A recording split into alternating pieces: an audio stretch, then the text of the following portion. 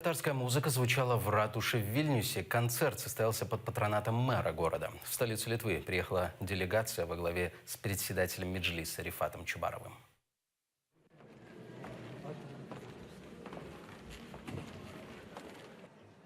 В Вильнюсской ратуше собираются люди разных национальностей. Среди них Татьяна Клиневская, литовская татарка. На концерт пришла вместе с подругой. Мы поддерживаем свои традиции, мы всегда отмечаем байрамы.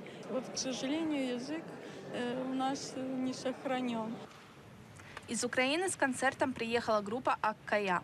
Знакомят жителей Литвы с культурой крымских татар.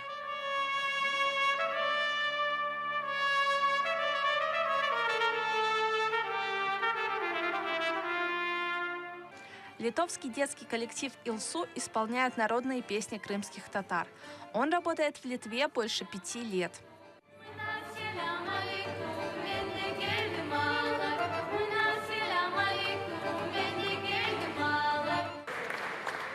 На мероприятие приехали представители Меджлиса, встретились с послами Украины и Литвы. Говорят, общая история с Литвой 620 лет. Глава Меджлиса Рифат Чубаров отметил, что в наиболее важные этапы истории всегда старались помогать друг другу.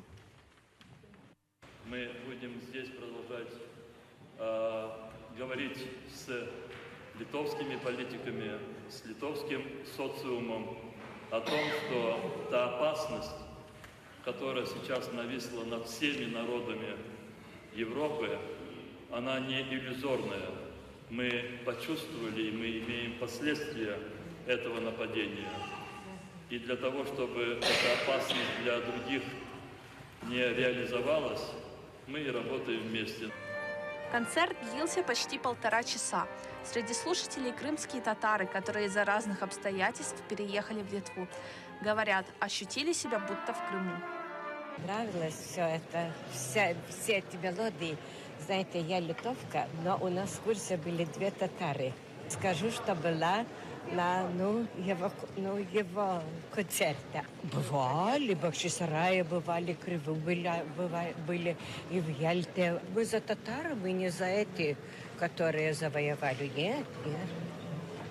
Мы полной душой бы за вас. Очень поддерживаем. Очень поддерживаем. И вас, и украинцев очень поддерживаем. Эльвина Сейдбулаева, Асан Эминов, Вильнюс, Заман, АТР.